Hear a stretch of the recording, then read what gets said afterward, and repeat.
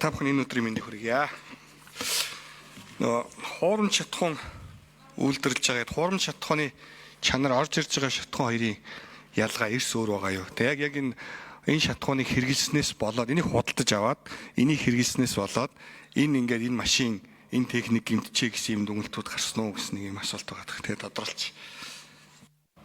За тэгэхээр яг баясгалан гишүү яг өөрийнхөө амьдрал дээр тохиолдсон зүйлээ сая ярьлаа. Өөрөлдвөл тэгэхээр ер нь бол одоо яг ингээд дилер компанидэр нь очиод машина засуулахтаар зөвхөн одоо тэр карбюраторын жоохон инзлал тэгэл одоо болчдөг.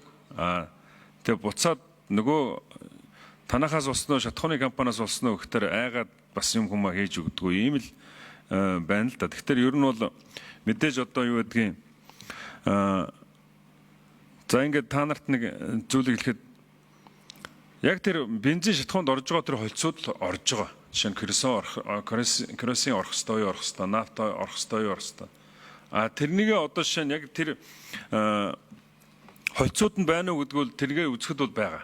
Хамгийн гол нь тэр холдог технологи нь одоо ерөөсө эн чин Европын наатлын компани улсуудаар хэрэгжээд пост коммунист орнуудаар явж байгаа. Тэгээд дараа нь одоо энэ станы орнуудаар явж байгаа сүүлдээ ингээд Монголд орж ирэл одоо дуусч байгаа.